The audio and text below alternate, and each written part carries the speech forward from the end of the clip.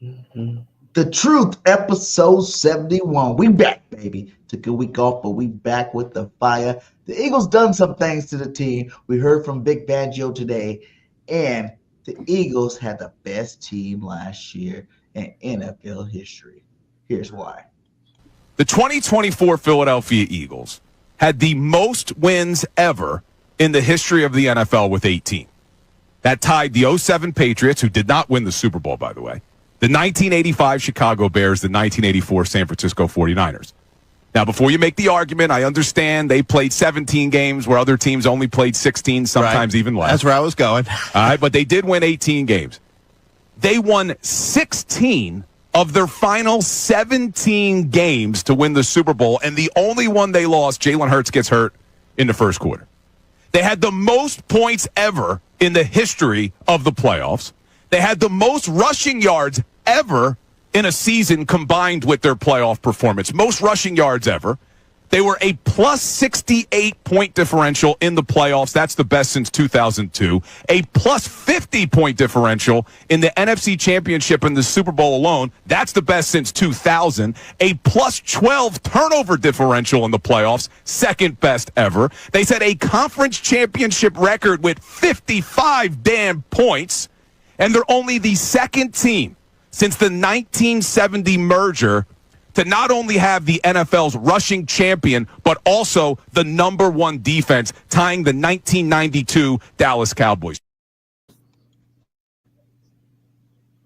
Going on, everybody, man, and welcome to the very first episode of The Truth, where not all Eagle fans agree on everything, and this is definitely the spot where this shit about to go down. Oh yeah, able, oh yeah, I'm stable, oh yeah, no label, oh yeah, you know me, I have only the best, I'm lonely, but damn, I'm going.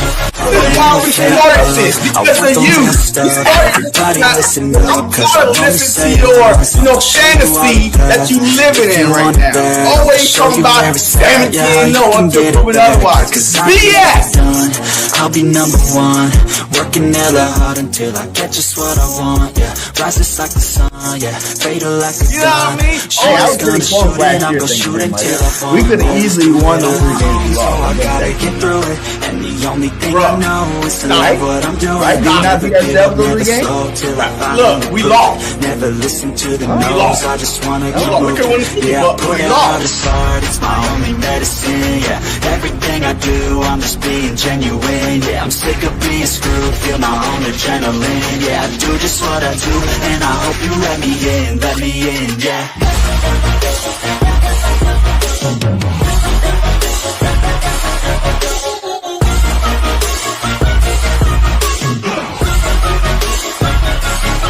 I'm grateful, oh yeah, able, oh yeah, I'm stable, oh yeah, no label, oh yeah, you know. What is up, everybody? Welcome to another episode of The Truth with BG31 and JC Sportstalk. How you doing today, my guy? What's up, man? I mean, hey, I'm good, man. You know, life be lifing, but you know, we are slowly and steady getting some football back. You know, the Birds are back. You know, I'm ready to go, man. Yeah, man. Hey, it's that time of the year where you're waiting for anything, to come out so you can talk about it. You know what I'm saying? It's that dry season. The only thing I'm happy about is my Pacers are going to the NBA Finals. Who? Indiana Pacers, baby. It's gonna be listen. How awesome is it to be? Yo, they're about to get their ass kicked. I'll tell you right now. How awesome is it? I think I might even become a Pacer content creator too, because there's not very many of them out there, for one. And for two, 31 come from Reggie Miller, 31, my football number, 31, 31. You know what I'm saying? The Pacers, it's so awesome to see your team, both your teams, win a conference championship in the same year. And then you got your other team won a Super Bowl. The Pacers can go win a Super Bowl. Both of my teams would have win the championship in the same year, and it'll be absolutely amazing. Amazing. All right. So since your Pacers are in the finals, Yo, how froggy are you? I mean, do you think they have a shot to actually win the NBA championship, or are you just happy to be there? I want to say they have a shot to win it. Like I've watched the whole playoffs, every single night, every game. And I think they have that it factor this year. It's like they got slapped a couple of times to bring them back on course, kind of like the Eagles did. To me, it really seems like the Eagle type season is what the Pacers are doing. They're showing no fear. They play great defense. They don't turn over the ball. You know what I'm saying? And they're shooting lights out right now. I think they're above 50% shooting a three right now. So I know everybody thinks that, OKC, this is a walk in the park. They've been the best team all year long. You know what I'm saying? They're going to just go in there and just walk it out. I'm letting you know right now, if the Pacers bring that heat, because OKC ain't played teams like the Pacers, to get there. They've been blowing teams out like blah, blah, blah, blah, blah. Minnesota maybe, but other than that, they've been doing their thing. It's been easy cakewalk to them. And they remind me of the Kansas City Chiefs right now. Neither franchise has won, I think, a championship. The last time OKC was there was like 20 years ago or something like that. No, the last time Pacers were there was 20 years ago, and the last time OKC was there was in like early. Durant, before he joined those guys, but they didn't win it though. So they didn't win it either. So both teams, it's good for both teams and both franchises. They're both small market franchises. Salute to both teams, but they got the MVP over there. And we got the defense for them. I know they're ranked. It's weird because like we match up the same. Like what they're good at, we're good at. What we're, the only thing that I think that we are better than them in is that 3-point ball. And that when you live and die off the three, it's like that can make or break you as a team. So that's the only thing you're holding your hat on. I don't think the Pacers are gonna stand a chance. They're gonna have to go in there with the intensity that they went in there in New York. And they're going to have to go steal a game 1 or game 2, something like that, just to let them know that they're here to play some basketball. But I do got the Pacers in 7 for the championships. So you want to put something on that? Hey, that's not in my team, but look, I'm telling you right now, it ain't going to go no more than 6. Pacers in 7, JC. Why you always got to go against me? Yo, I think, OKC in 5. Oh, okay. I'll bet you that don't happen. What? OKC in 5? Yeah. What do you want to bet? What do you want to bet? Hey, you already owe me your jersey. I'm waiting for. So I'm giving you to September to the season starts. Yeah, I got my time. I'm gonna get your damn jersey. You've gotten all the ones I've given you before. But I also owe you lunch. Remember that I told you go send me the bill. Yeah. You know what I mean? It shouldn't be no more than $10. So remember what? $10. $10. What I'm gonna eat for $10, JC? Nah. It was a $50 bet. It was a $50 bet. I was like, no more than $50. But we can't just do this right now. But go ahead. Another jersey, I guess, for each side, because I need a couple of jerseys right now. Another jersey. Some players on the Eagles squad. Yeah, I'm not even. I'm not even a Pacer fan or OKC fan. Saquon jersey. Oh, hell nah. Hey, they ain't worth no Pacers, no OKC bet. Yo, that's like a playoff. You tell JC, playoff right now. Leave your Nets and come join the Pacers, man. We've been to the back-to-back conference championship 2 years in a row, so you know what we know we're doing. Never. It's a home of basketball. But look, all right. Man, you know what? Hey, by the end of the show, I'll think of a bet. All right. Think of it. But yeah, that's in 5. Like I know it ain't gonna happen like that.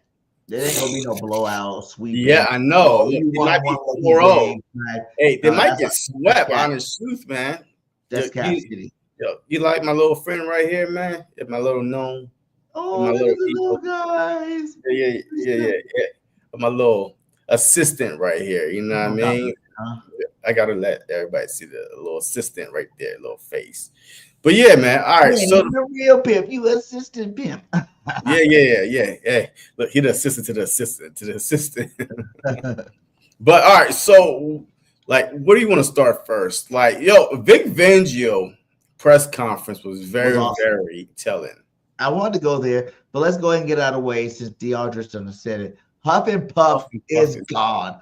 Huff and Puff is finally traded, man. Bryce, what's his name? Bryce Huff. Bryce Huff.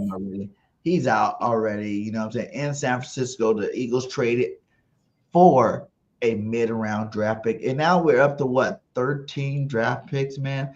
Like this is ridiculous. Like we got way too many picks going on here. Yeah. Like look at all them damn picks. Like, and I think there's one underneath that you don't see. Like there's a lot of draft pick Cowboys stockpiling for some reason.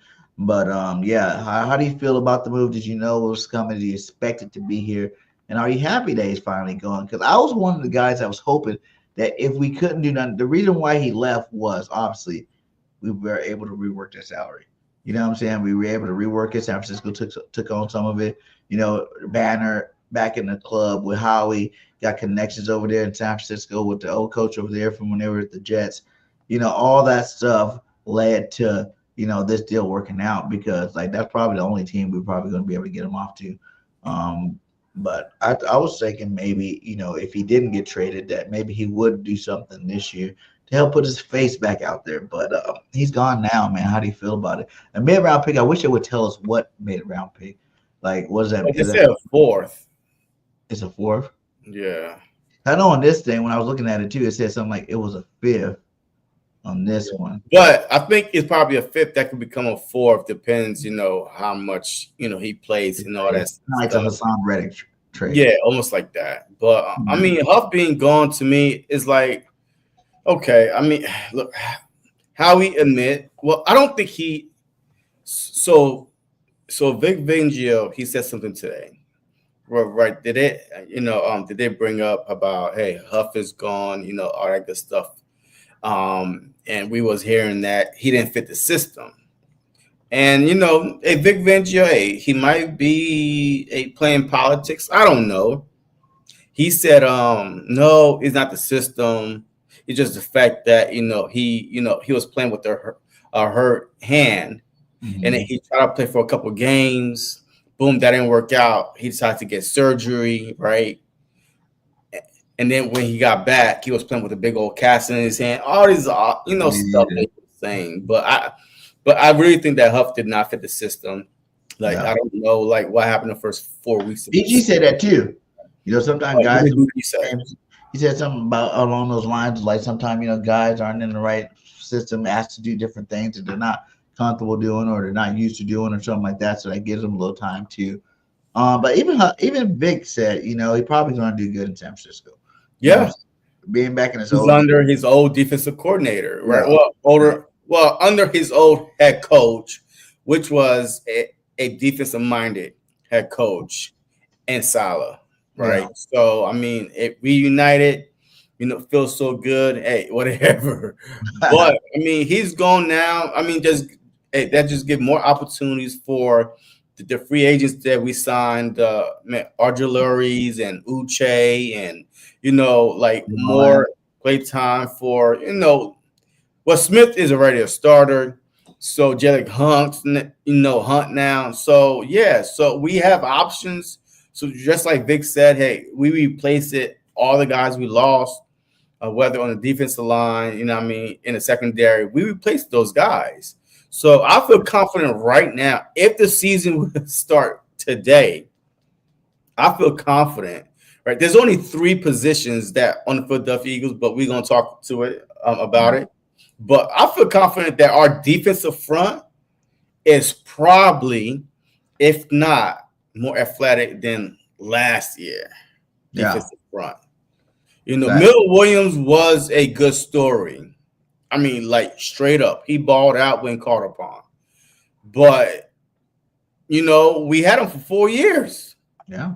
Yeah, we kept on saying sign Milton Williams, but having a Jalen Carter next to you, man, you could sign anybody next to a Jalen Carter because he's going to make them that great. He's going to make them stand out because he's taking up, all the double teams. So, just to get back on the story, hey, Huff being gone, it's all right. I mean, it's bittersweet. It didn't work out. We thought that he was going to be the next Hassan Reddick. Yeah. High hopes for him. Hey, but he's being better than Hassan Reddick. Hassan Reddick hasn't been playing no football lately. You know what I'm saying? He's been holding out and doing all this stuff. At least he was able to be there. We might not want him to be on the field, but at least he was available to be on the field. Yeah, I mean, so hey, on to the next. So, and even what you said about the Jalen Carter thing, with the Milt Williams things, like I was looking at PFF and they were like Jalen Carter's 5th overall for interior defensive tackles. They said Jordan Davis was like 28th overall, and then Amaro Ojomo was 32nd overall, something like that. I'm reading today on PFF. What do you think about that? Do you think? Because another thing that came out too was about Jalen Carter. As awesome as we say he is, like this came out from Jeremiah Trotter, and Trotter said from the inside, talking the inside, he doesn't even know how to play the position yet. He's just playing off raw talent. Sky's the limit for this kid. I'm excited about his future. Like, is that crazy knowing that this man was an all-pro? And the crazier thing is, Vic backed him up today. You know what I'm saying? They asked Vic, and they're like, "Yeah, that's about right. That's about right." So Jalen Carter's an all-pro. Whether it's second team or not, all-pro, and he don't even know his position yet. Like, come talk to me, JT. Help us explain this to everybody because I'm confused about it. Well, if you ask me about the defensive line, right? How, with all those guys that you mentioned. But let me share something real quick, because it's funny that you should ask this, because as you can see, right, I said this. I believe, and this was May 29th, I believe the 2025-2026 Eagles defensive line will be the best defensive line in football. Not only we have young, hungry dogs, but depth in every important position, like the Dejean Carter, the Smith, the Hunts, right, with Davis, and then boom, even more depth, right? Booker, I think that's Booker right there. The first one was Ojomo. Yeah. Ty Robinson. You know what I mean? Like Ojori. I'm telling you right now, we have more depth than last season, in my opinion, with these guys right here. And that don't include other guys that we might be, bringing in or whatever it is. I'm comfortable right now going into the season with those 8 guys right there. With those 8 guys. And don't forget, with your with Jahad Campbell, there's so many, Uche. Right, there's so many guys that Vic Fangio could play with, and Vic did say that we might see some pass rushing from Jahad too. You know what I'm saying? But he did say Jahad won't be back till about August. Yeah. So, and then he said, "Oh, even some more alarming news that Nakobe Dean's not gonna be back till like September." No. He didn't say September. He said Nakobe Dean is gonna be out for a while. Like, there's no month. Like, I believe Nakobe Dean will start the season on the PUP. Ooh. Like, he's going to miss at least the first half of the season. Like, I think that he's going to miss at least the first half of the season, but 4 games to start the season, whatever it is.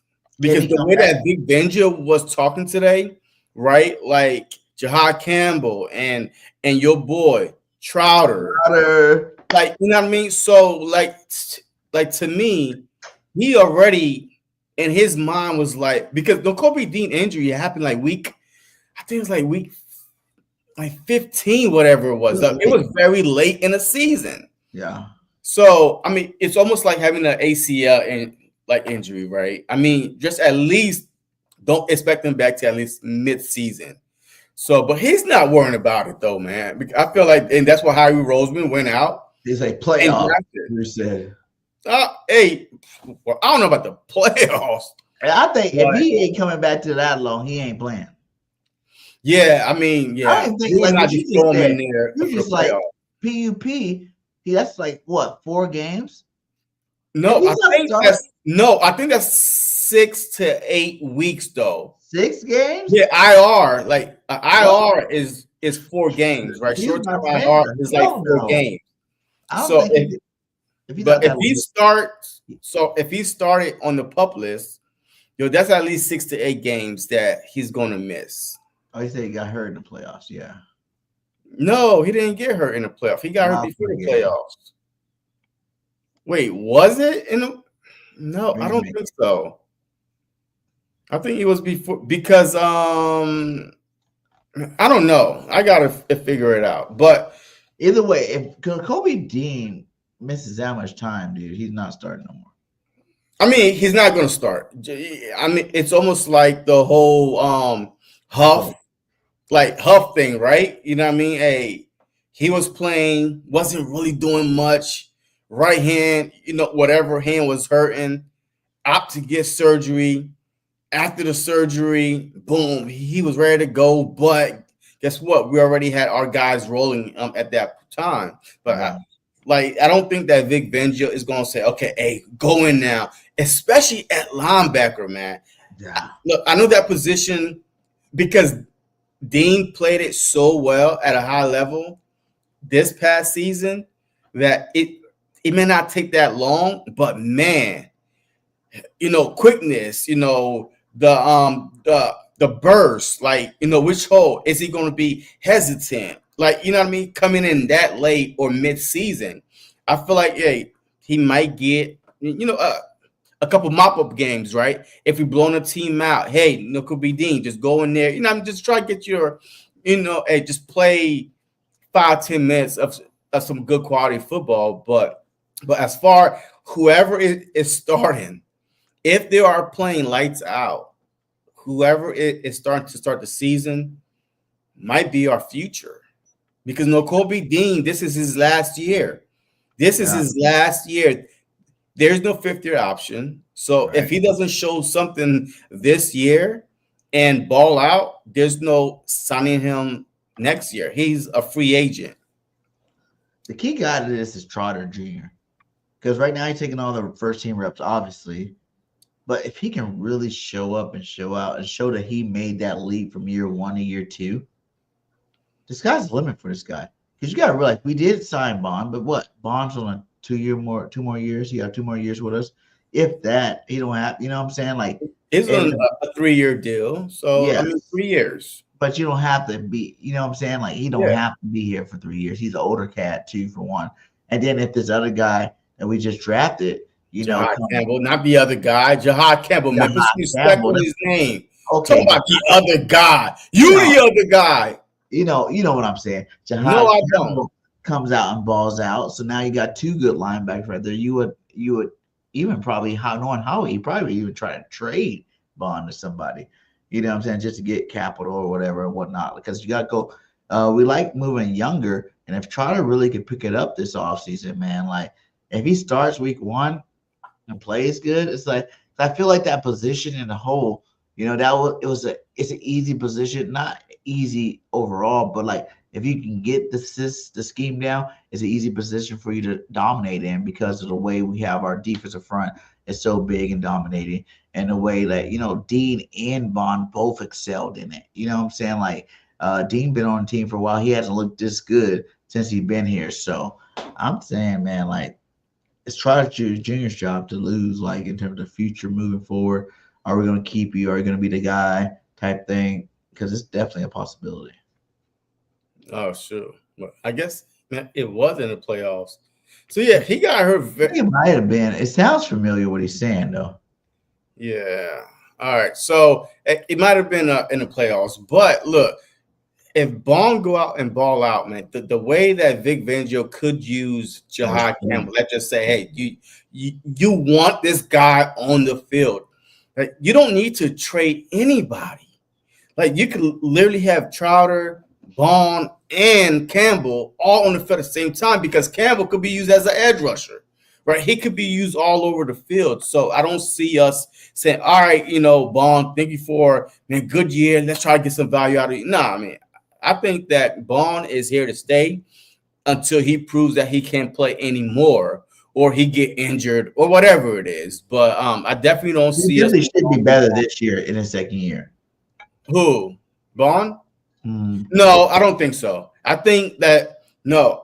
You think he peaked out in the first year? No, I don't think that he's going to duplicate what he did the first year. I feel like that he's going to come close, right? He's not going to get 150 tackles, 100, whatever tackles he got. I feel like that he might get Dean numbers, right? 120 tackles or 118. But like what he did last year, he should have won Defense Player of the Year. Should have won that. Like literally, first team All Pro.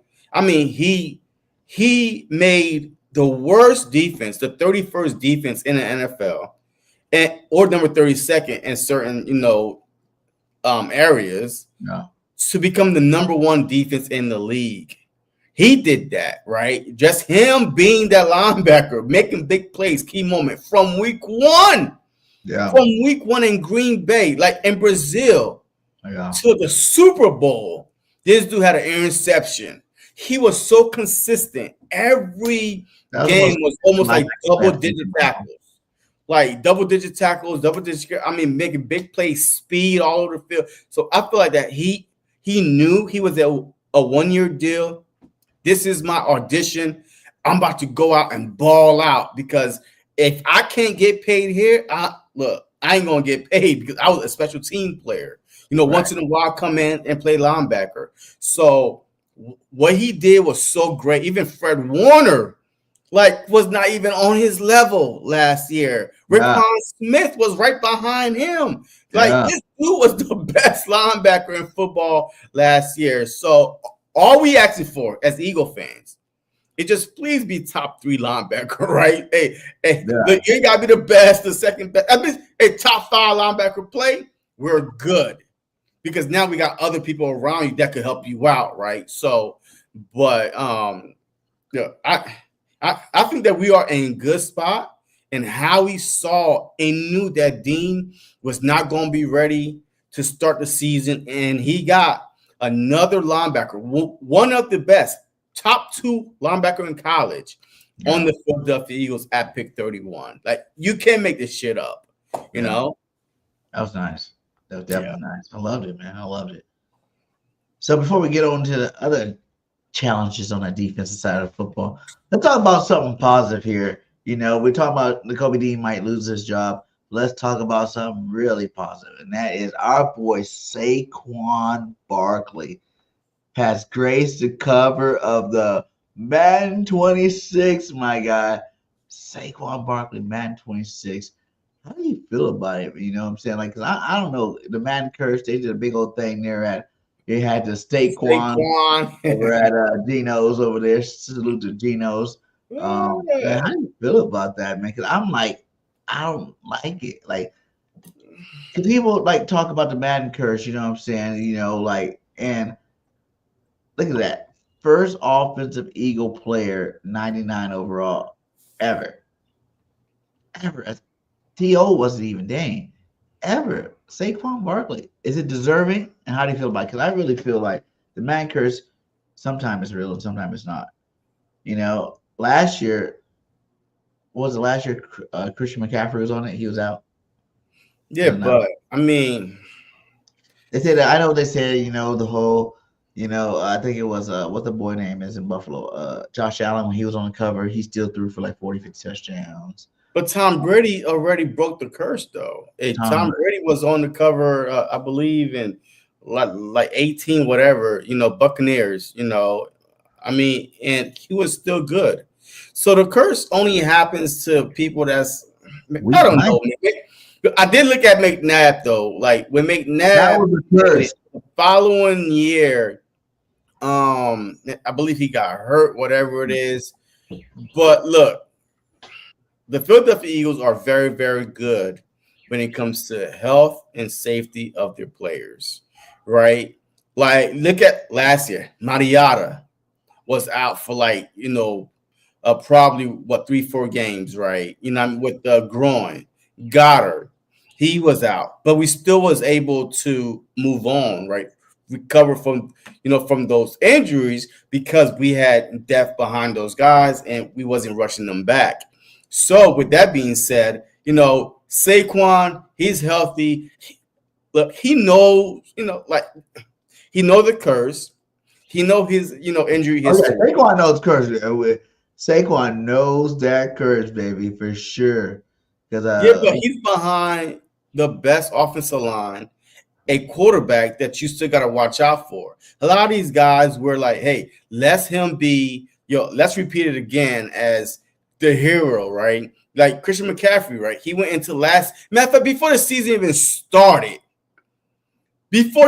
started, in training camp, he was like, oh my God, Achilles injury, calves, something is going on. It wasn't the season that took him out.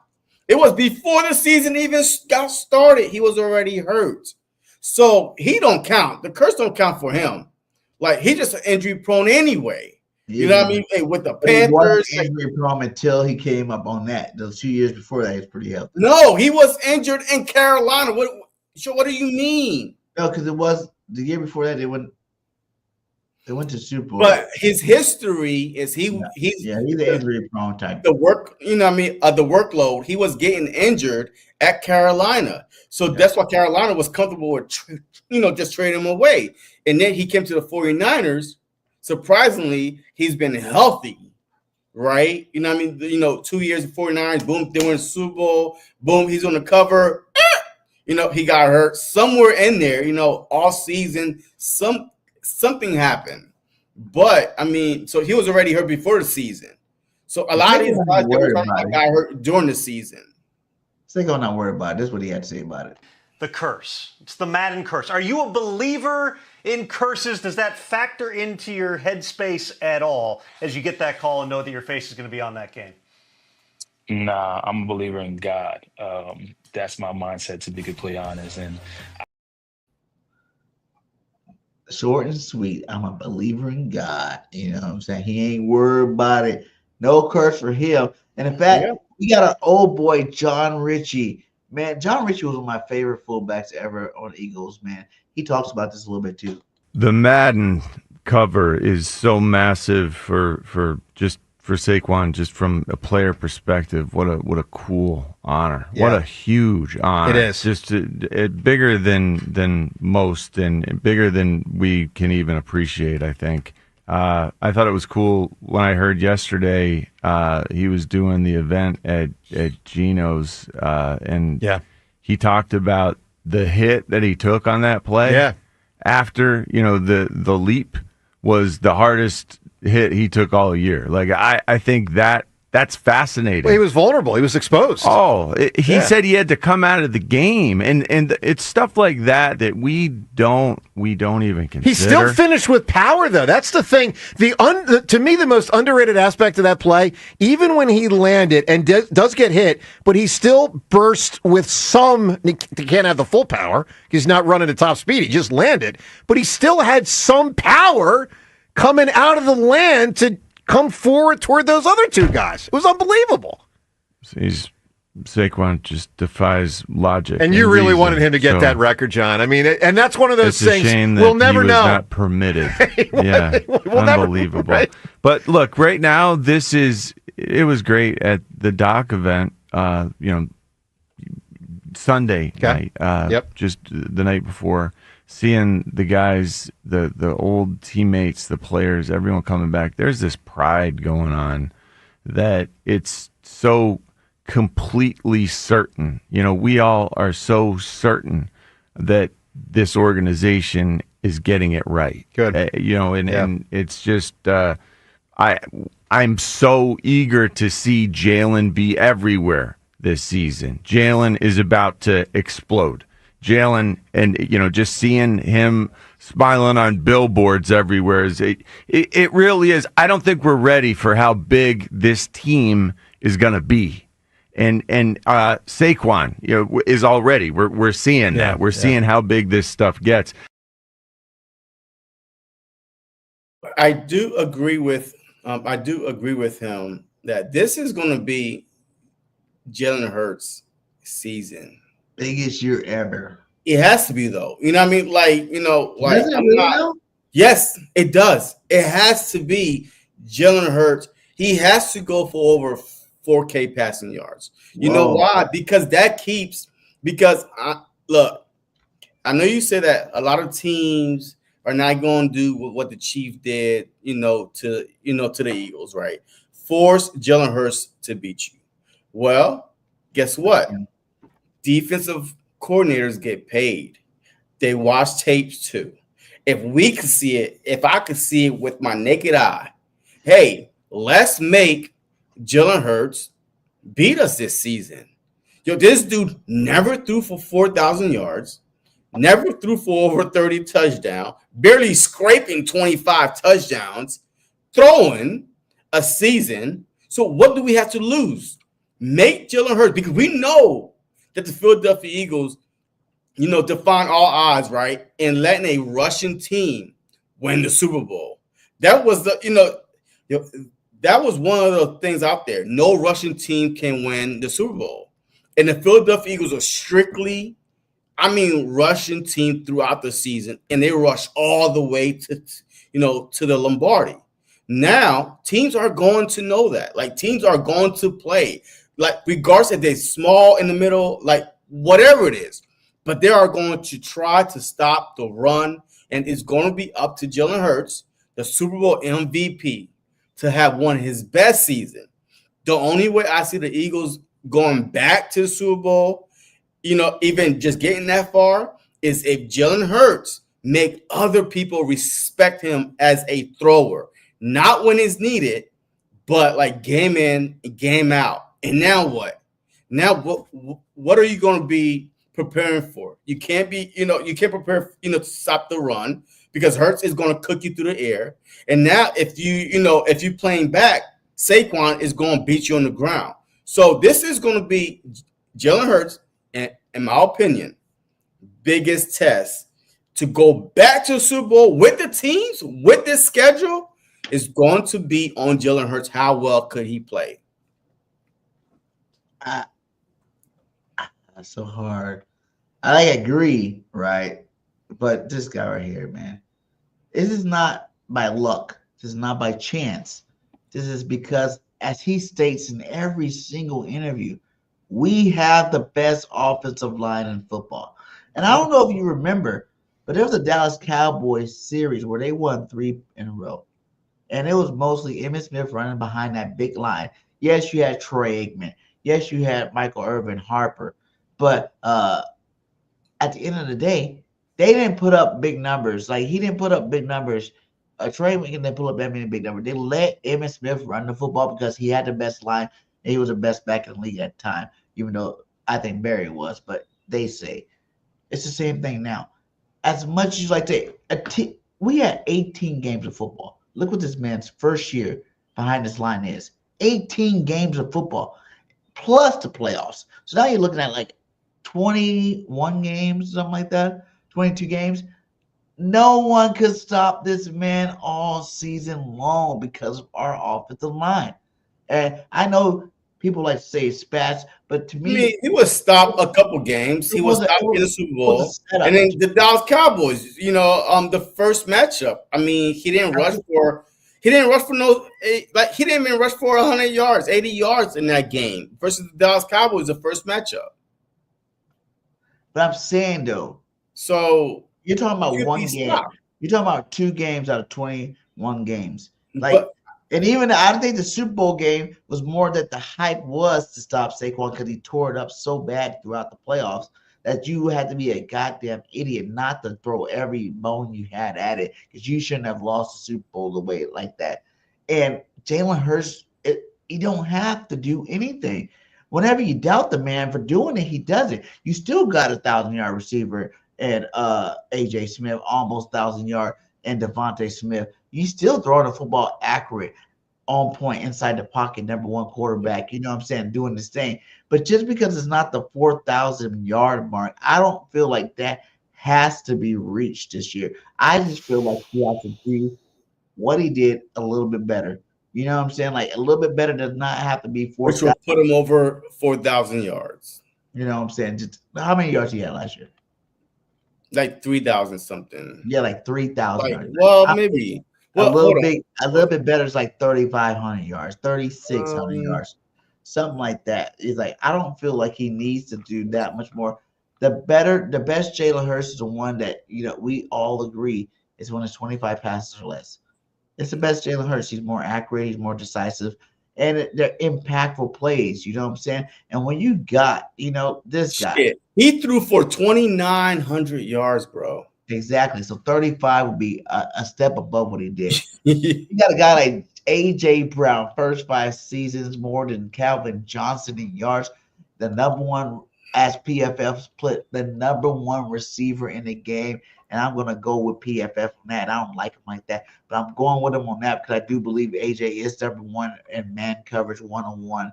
AJ Brown's unstoppable. Always open, 1K always open because he's always going to hunt 1,000 yards and he's always open. So I do think his game fits well. And then the other thing is you got our boy over here that is Devontae Smith the best number 2 in the NFL. Because PFF put the rankings out. Devontae Smith is 17th receiving. You got to be like both of these cats miss like 3-4 games. So when you got those two guys on your roster, my guy, like he was 17th. There's 32 starters, and then that's times 2, so that's 64 starters. And he's 17, so he is definitely the best number 2. But see, BG, what else did PFF say about the Philadelphia Eagles offense? Go ahead. Wait. Hey, don't give me no accolades of the best offensive line, right there. The best wide receiver. Right there. Wait, the best roster. What did PFF say? Hold on. What did PFF say about the Eagles offense? Their weakness? Go ahead. Come on now. Don't read all the positive shit that PFF is saying about the Eagles now and leave out the negative shit. Now, if you keep going, PFF. When they speaking straight up what PFF said about you heard him saying, I'm with you when you're right. What did PFF say about Jalen Hurts? He's the best quarterback in the league. Okay, bullshit. Okay, so PFF said that Jalen Hurts passing is the weakness of the Philadelphia Eagles. Look, that's a fact. Okay, so if you only, all right, so we do give him credit. He shows up when he needs to show up, right? There's a reason why teams say we're gonna stop the run. We're gonna let Hurts beat them. No team was saying we're gonna let Barkley beat us because he's been beating y'all ass all year. So now team was like, we got into the playoffs, we gonna make Jalen Hurts beat us. Okay, I get it. 2-3 games is cute, right? But there's a reason why teams was letting Barkley, run all over him. And this and that. So PFF said the weakness of the Philadelphia Eagles is Jalen Hurts passing. What do you think? This past year, he threw for 2,900 yards. I'm not complaining, but the problem is this. Even A.J. Brown, when your own teammates, when your own number one wide receiver that you claim the best wide receiver in the NFL, according to PFF, he said this offense need to, open up a little bit, be a little different. Because you're not going to win another Super Bowl running the exact same offense. If you do win, then every defensive coordinator that the Philadelphia Eagles face this upcoming season need to be fired. They need to be fired and looking for another job. Whoa. That's too far. Because the Kansas City Chiefs stopped the Eagles run. When Saquon was on the Giants, he was wasted talent. And everybody because the offensive line was trash behind the line that we got now. He was going to destroy the league, and that's exactly what the man did. He is 99 overall. How many times did Saquon not rush for 100 yards, Birdgang, off the top of your head? How many times did defensive coordinator? About 4 or 5 times. Out of 21 games, I can live with that. But you keep saying 21 games. What are these 21 playoffs? We play wild card. We play divisional round, we play championship round, and we play freaking Super Bowl. All right, okay, fine. Out of your 21 games, boom, right? So 4 or 5 times he was stopped under 100 yards, right? It's probably a more than that, but I'm just going off the top, just watching the game, just trying to recall the games. But I'm telling you right now, if the Kansas City Chiefs, if the Steelers, if the Ravens, if some of these teams could stop him from rushing for 100 yards and putting the game on Jalen Hurts, which he played well, by the way, in those games that I just mentioned, he played well. So that's what I'm saying. So more teams are going to stop Barkley and make Jalen Hurts play well. After what the Eagles did last year, we're going to destroy teams next year. And now every team is going to be like, oh, my God, we got to stop Saquon. And Jalen's going to light him up passing because he can light him up. Like you just said, so every time we asked him to do it, every time that people thought that he couldn't do it, he did it. Wait, so you can't use that as a negative on him. So, yeah, say game one. Jalen, if I was Jalen, I'd go out bombs away on him, on the Cowgirls. Bombs away. Get a 400-yard, 300-yard game just to let them know I can throw the ball. And then after that, go back to what you're doing. Go back to what works. Go back to what the offensive line likes to do best, and that's run block. Those guys went to the coaches when we were 2-2. Every single time the Eagles try to go to a passing offense, there's a problem. To the point where we were 2-2 last year, and the line had to go to the offensive coordinator and the head coach and say, hey, let's run the football. We can do this. And that's what they did. And we won a Super Bowl by doing it. So you can't tell me that all of a sudden, because that'd be a mistake. As you flip the script so much to where like now, Jalen has to be Jalen never his whole career. Y'all forget Tom Brady won championships without 4,000-yard passing seasons. Okay? He was trash. He was what they call a game managing quarterback. They had Corey Dillon run that rock in the number one defense. This was the first time the number one defense and a number one rushing team, won a Super Bowl. So it's like that formation is very rare to have to the point where it's not gonna change. I feel like we can run it back the same exact way. If Patullo, you're delusional. You're delusional. If he's smart, he won't switch it up too much. Like, yeah, you want to add your little wrinkles and whatnot. Yeah, you want to add a couple more pass plays to there. Yeah, like I said, I would love to see Jalen Hurts get 3,500 yards passing. That is a good season for Jalen Hurts. He don't need to be a 4,000-yard. You had the Drew Breeses, the Aaron Rodgers, the Peyton Mannings, all 4,000, 5,000 yards. How many Super Bowls any of them have? One. You have the Tom Brady, who never really went over it. I mean, yeah, he did with Randy Moss. I think in one more year after that, like 2 more years after that. He played for like 20 years. And he had like 3 that he got that many yards passing, but he won all those Super Bowls, and he's the GOAT because of it. Like, his stats don't mean nothing. You know what I'm saying? At the end of the day, who cares? If you win football games, no matter how you do it, just keep doing what you do. That's why you see Jalen in these Tom Brady meetings with Tom Brady, his coordinators, his trainers. You see him with Michael Jordan. You see him in the face of Jordan Brand. You see him because he's a winner. And that's all you have to. You don't ever, to me, Jalen Hurts never have to throw for it. I would love to see it happen just to shut people up. But you got to realize how many things have we said is going to shut them up. And the problem is this, BG. I can't, but I have a good memory. Y'all have a great memory, by the way. You was like, we need Jalen Hurts to throw 4,000 or 5,000 yards. This is the year he gonna throw all these And now you over here sitting here lying to the people about, I don't care if he never throw for 4,000 yards, where you was the main one that was saying you want him to throw for 4,000 yards. Shut him up. That was never the case. You don't have to shut the people up. Let them hate. Let the haters keep hating, because Jalen Hurts got touchdowns. I'm talking about you. I'm not talking about the people. I'm talking about you sitting in front of me with this stupid grin on your face, acting like that you wasn't the one that was, with the pom-poms. Hey, look, 4,000 yards. We need Jalen Hurts to throw 4,000 yards. But, hey, I digress. But look, so there's 6 games that Barkley, out of your 21 games, there's 6, he did not rush for 100 yards. And out of those 6 games, every time he did not rush for 100 yards, A.J. Brown went for 100 yards. So he kind of Hurts, kind of say, hey, you know what? Hey, you're going to stop Barkley? I got it, right? All I'm saying is this. That's what teams is going to try to do. under 100 yards. A.J. Brown, Devontae Smith, Dallas Goedert, where y'all at? That's all I'm saying. I'm not saying that this whole offense is going to be like pass.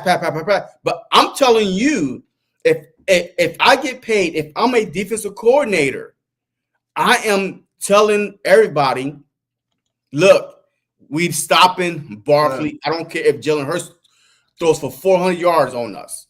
We stopping Barkley. Show me that he could do it game after game after game. That's all I'm saying. Look, I get it, but he did do it game after game after game. You don't think by week 6 you cannot do it game after game for 2,900 yards and 21 games. I'm sorry, you can't. You don't think that 2,900 yards every game, 2,900 yards. If it's 2,903 every game past week 10, you don't think every quarterback? I mean, every defensive coordinator. You cannot defend 2,900 yards through the air in 2024, 2025 no more. 4K is automatic for like 80% of the quarterbacks out there. Like, that's how easy it is to get 4K nowadays. Yeah, loser quarterbacks that don't win those Super Bowls. No. Okay. So So in that case, only Patrick Mahomes, Peyton Manning once, and Tom Brady won. No, I'm not talking about them back then, man. I'm talking about over the past 5 years. Okay, Patrick Mahomes once. Okay, but it's been a lot of 4K quarterbacks. Like, getting it so easy. But look, I don't care about the 4K. I'm telling you that you cannot defend 2,900 yards in 21 games. You keep throwing up this 21 game, but 2,900 yards, BG, you could do that. We were sitting back. You know how you defend it? When you say the all-time leading rusher ever. Exactly. Rushing, period. So going back to my point. Relax and lay Saquon. Yes, okay. But going back to my point, you think, hey, they're going to sit there and say, the all-time leading rusher runs against us. The guy that's on Madden, go ahead and run us to the Super Bowl again. You think they think that about, hey, wait. I got something to even stump on that. You think they say that shit about Derrick Henry? Because Derrick Henry been dominating for a long time. Lamar Jackson is a shoot. He should have been 3 times like NFL MVP. He was the whole team, though. My point is, how many years was Derrick Henry the whole team? Like, he ran for 2K, my guy. Like, he's one of the only running backs to do it. But how far did the Titans get? Consistently 1,500 yards. How far did the Titans get? He was healthy. How far did the Titans get? Huh? How far did the Titans get with Derrick Henry? But what I'm saying is they didn't have other talent around them too to help it out. But what I'm saying is it's still possible for him to continue to run that way. If the Titans could do it and they weren't even no damn good, what makes you think the best offensive line in football can't do it? That's what I'm saying. I mean, you okay. All right. Look, we could stay here for 3-4 hours. I know we got a few more things to talk about before we get out of here, though. But you know what I'm saying? Like, I get what you're saying, but I'm just saying, like, there's nothing. All I'm saying is this: if we could run the same way to the Super Bowl, give me another ring. Give me another ring. Yes. Sign me up for 5 rings doing the exact same offense. Yes. And guess what? Every year, every team is going to have a defense coordinator. It's like, how the hell you let the Philadelphia Eagles I agree. have 5 rings doing the They won same 3 shit times in a every row, year? my guy. With Emmitt Smith. But that was the damn 90s, man. The boys was not as big, as physical, as fast What are you as they are talking right about? now. Larry Allen, Nate knew that line was humongous. Yes, the Dallas Cowboys line was outweighing everybody, including the linebackers and everything. But now you got them big boys on the defensive side that get paid. You got them linebackers that are big. Yo, shoot, Campbell next to Dean make Dean look like a baby. Jahad Campbell is big as hell as a linebacker. Like, yo, Cooper Dejean put Derrick Henry on his ass and did this. Yo, they wasn't doing that back in the day. You know what I mean? So, yes, the Cowboys had the advantage all across the board. Now it's almost like, okay, even out a little bit, right? Because, yo, there's faster, bigger defensive players are headhunting you. Like, you know what I mean? So, you have to watch out also, right? Because injuries is the key. The way you tackle changes. There's so much stuff that changes that affect the game. Way back when the Dallas Cowboys in the 90s was nasty, get out my way, ripping off face masks. Like nobody was saying, it's your penalty. Big people beat up little people. And when you have the biggest offensive line in football, no matter what, think about some of the best defensive linemen. They're not really that big. Like, I'm talking about pass rushers, I'm talking about run stoppers. There's like a couple of Aaron Donald. Aaron Donald wasn't that big. No, he wasn't big at all. Yeah. Like, you know what I'm saying? Like, there's not that many big ass defensive Von Miller. Von Miller wasn't that big. Nope, he wasn't either. So I'm naming some. Verse ain't big, and he was one of the best defensive players last year. He won Defensive Rookie of the Year, right? Yeah, him and the other guy on the Rams, Fisk. Those are some nice defensive players. And not that they're not nice. There's a lot of nice ones, but what does the Eagles always do against the Parsons, the Watts, all these Super Bosas and stuff? You run at them. You run exactly the side that they're on. And we use our big guys to bully ball them out of the game. And that's all the Eagles got to do from here on out. Like, as long as you got Lane Johnson, Lotta, Dickerson, and it don't really matter. And Jurgensen, it don't really matter who that other guy is. I do feel like Keegan might come up and pull it away from Steen. But even if it is Steen, whatever, Green, Steen, whoever he thinks is the right person for the position, I feel confident enough they're gonna be bully ball players.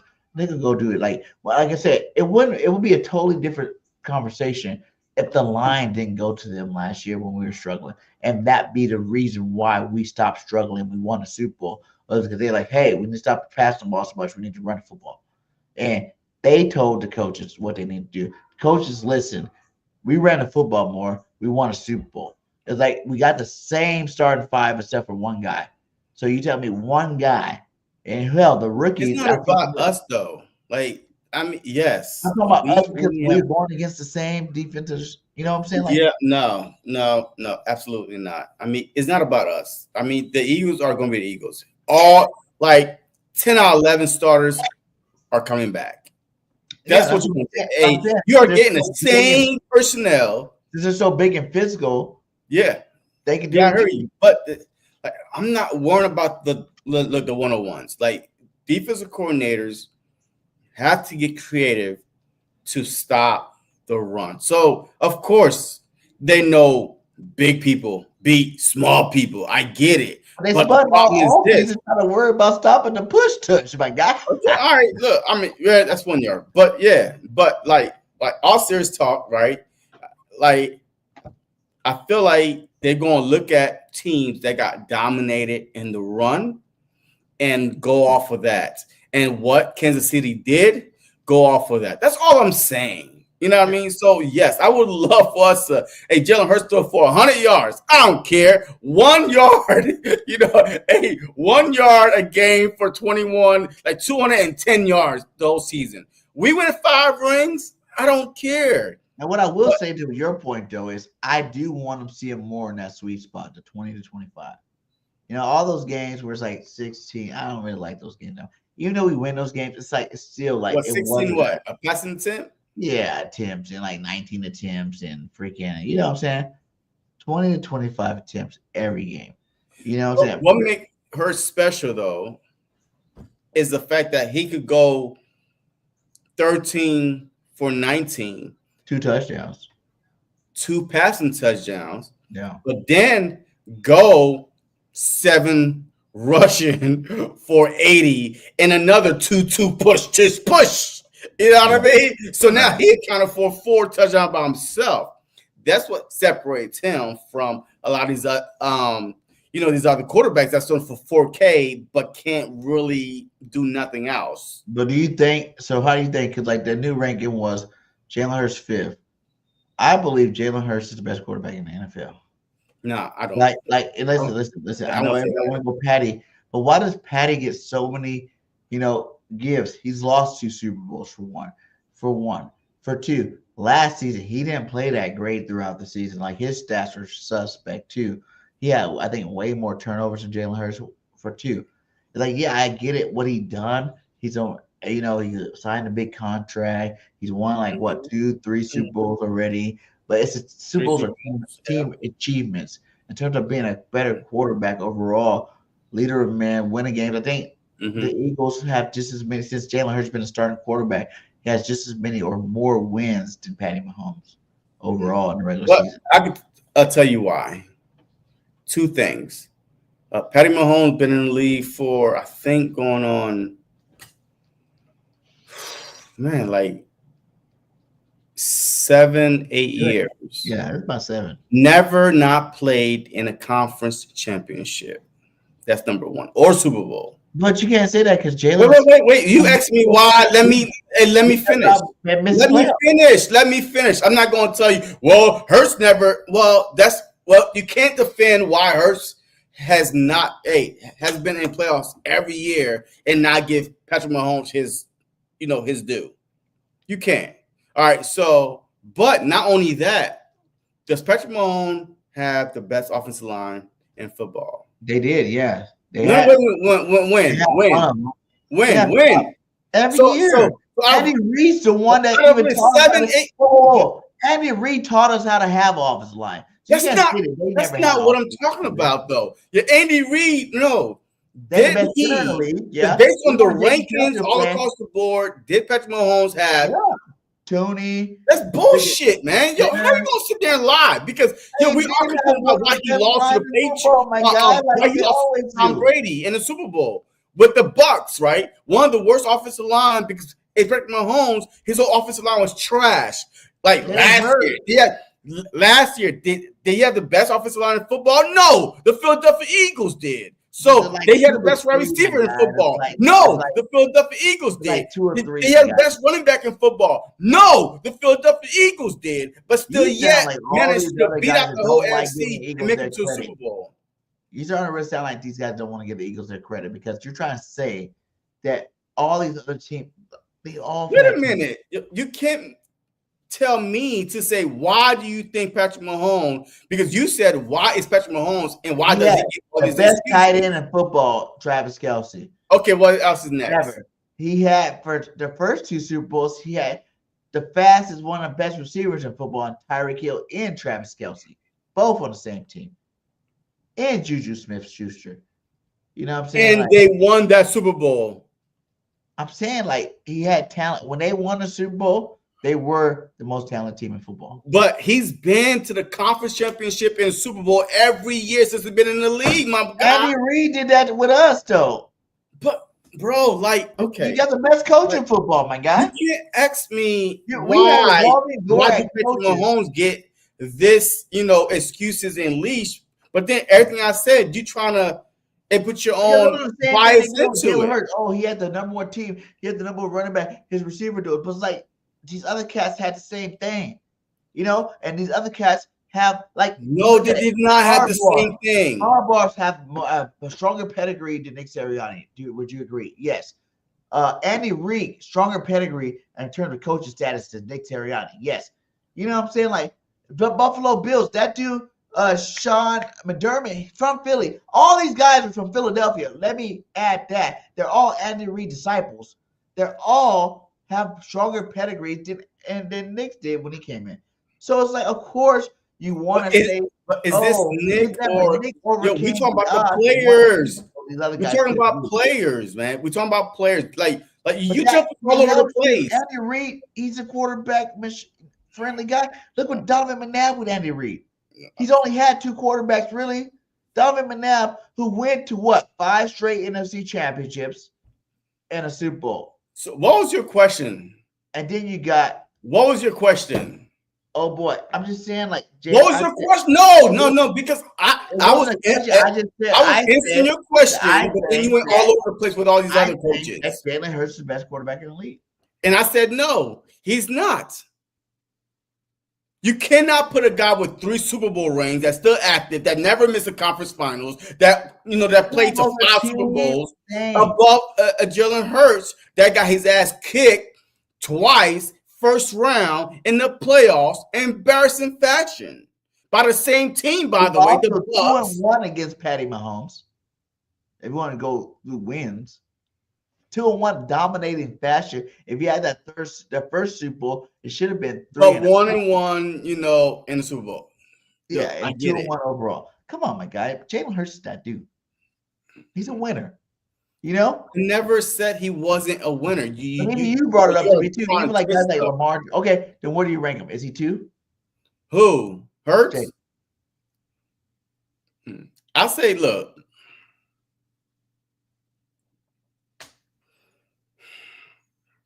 You got me. What the hell? Is he 2 or not, my guy? Like, I say he's 1. Where are you about to drop him down to? I want to hear this. I want to hear this. I think everybody want to hear this too. Well, how far down you drop my boy Jalen, man? Look, I have to put him at. In there. I swear to God. I have to put him at. I have to put him at number 2.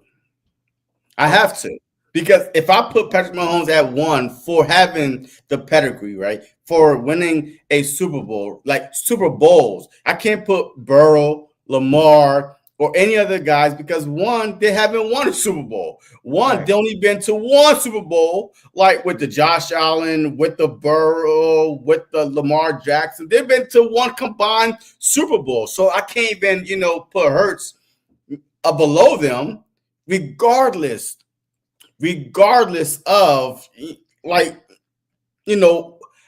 how many regular season MVPs you win. So Jalen Hurts to me is the second best quarterback because why? Not only he's humble enough to say it is not my show today.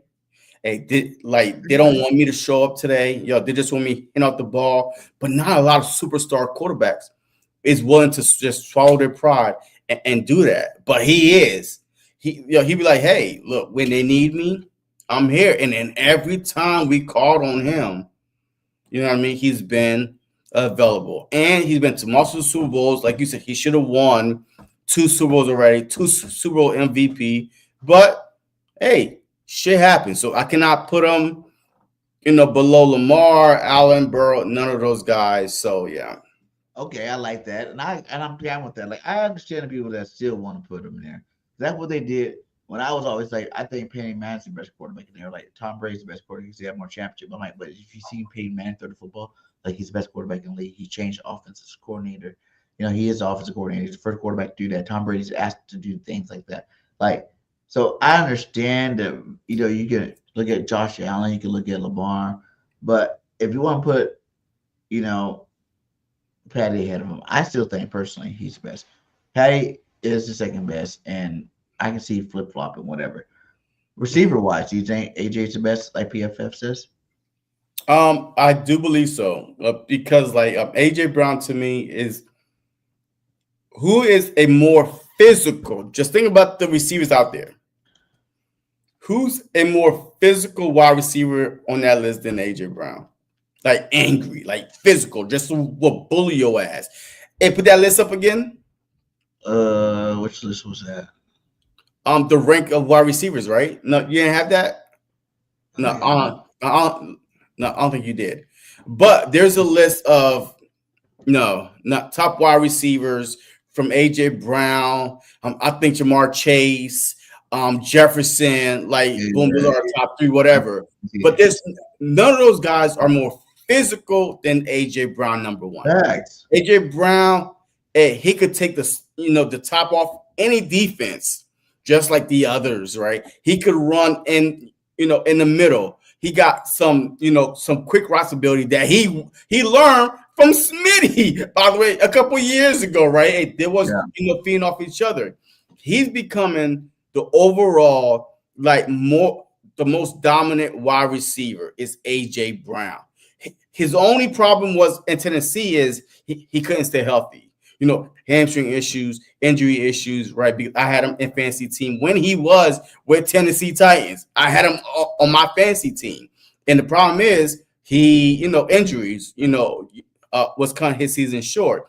But I don't see a more physical, a more fear wide receiver on that list than AJ Brown. And then when he catches the ball, his his yak, it's almost like first down every time he catches the ball. It's not like no 1 or 2 yards. It's almost like 10 to 15. It's almost an automatic first down. And then when he catches the ball, good luck bringing him down one-on-one. He's hard to take down one-on-one.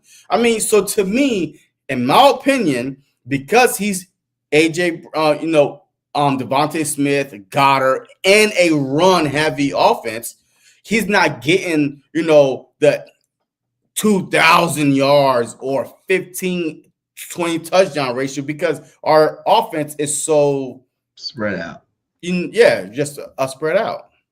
And I agree with you, but it's even more to the point of too, like those other guys, CeeDee Lamb, Justin Jefferson, they all like run a slot. They are their offense's total package. AJ Brown's getting the same treatment, kind of like in Tennessee. No one really gave him the respect because it was a running team. You know what I'm saying? And I think that's why AJ is speaking out right now. He don't want to be sucked back into the whole Tennessee vibe of being on just a running team. He wants to be like, okay, listen, we didn't have Saquon. Yes, we had some good backs. They wasn't at the level of Saquon Barkley. So, he was able to thrive as being the number one target type, the number one guy we had to get the football to.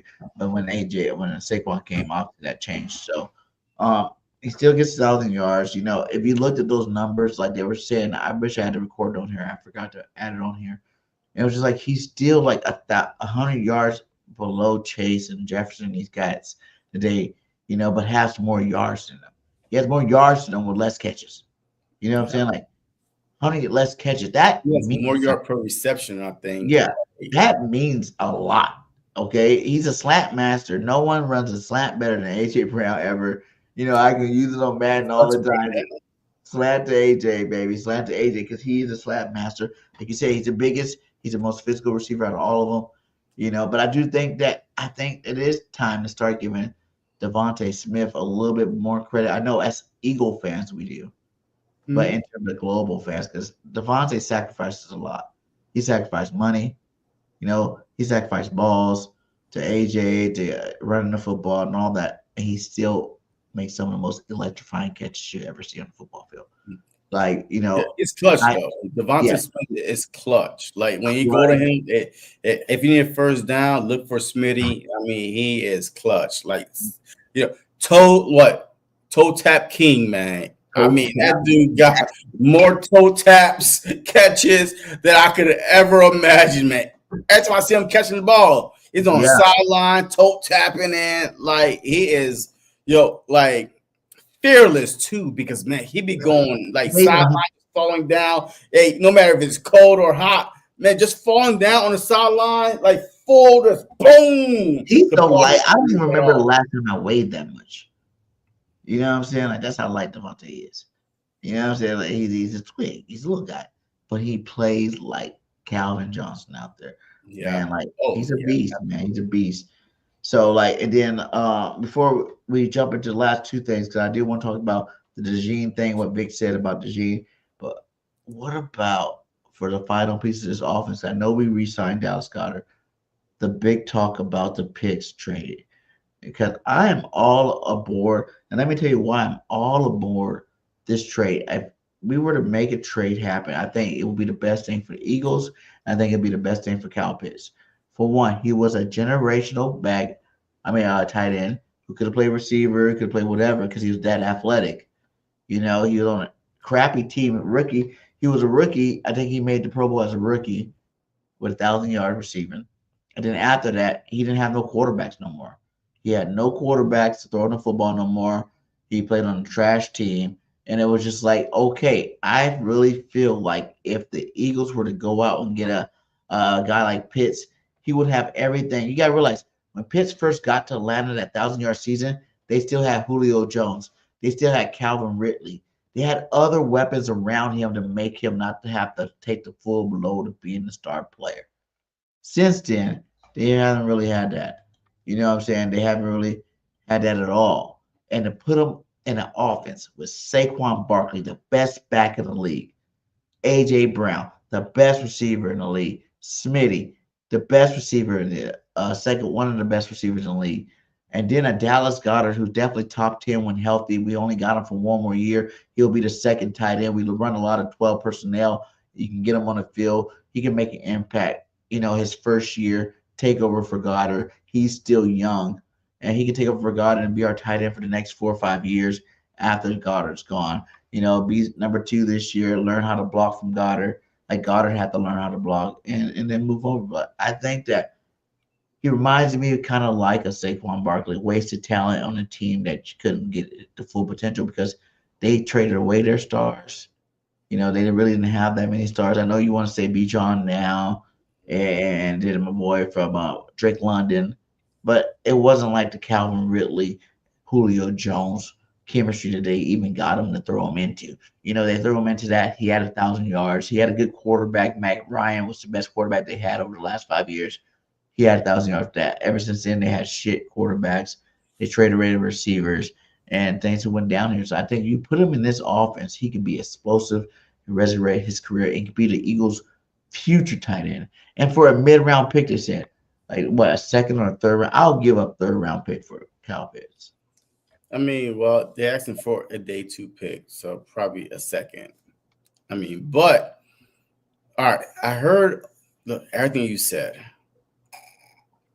The Philadelphia Eagles like blocking tight ends, right?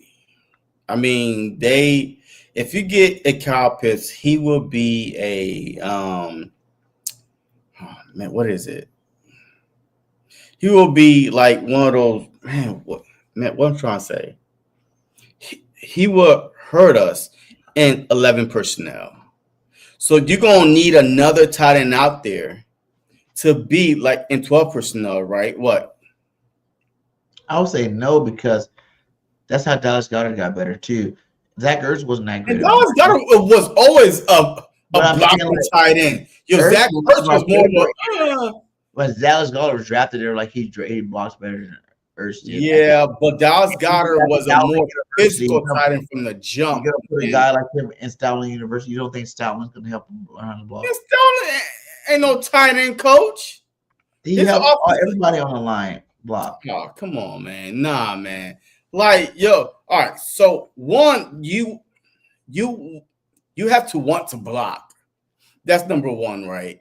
You know what I mean? So, like, I feel like right now, keeping Goddard, bringing in Pitts will be the perfect situation. It's almost like Goddard and Grant Calcaterra. Like, that's what Pitts is, right? He's a Grant but he's not a blocking tight end. So you kind of need both if you're going to try to run your whole full package offense. 11 personnel, you have one tight end out there. You got to make sure that tight end could be physical enough to block a defensive end, right? A strong, defensive end that is about to punch him in the mouth. He's got to want to do it. Goddard, he seeked that physicality, man. He was like, oh, shoot, where you at? Yo, I'm coming after you. So that's why Goddard is so good, right? He's a great tight end, good hands. You know what I mean? I'm good catch, yard after the catch. Like, he's an overall tight end that you want, but his only thing is he can't stay healthy because he's that physical, right? Sometimes. Yeah. But Pitts is a generational talent. Goddard wasn't considered a generational talent. He's just a good tight end. We haven't seen generational shit with Pitts. The first year when he had a quarterback and he had Julio Jones, really 1,000 yards. Pro Bowler. Rookie tight end Pro Bowler. I think he was one of the first rookie tight end Pro Bowlers there was.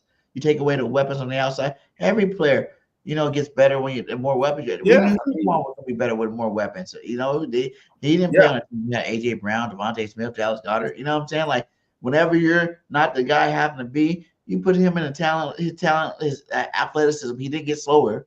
You know what I'm saying? He's still athletic. He still can catch football. He still, got skills like a receiver that, like I said, in a year behind Dallas, because we did bring Dallas back. So he's not going to be asked to be the number one guy this year. He can learn. We can see what we got by the end of the year. And but I do guarantee having a guy having 12 personnel, when you got Goddard, you got to worry about Goddard, Hurts, Saquon, Smitty. He's going to be open a lot.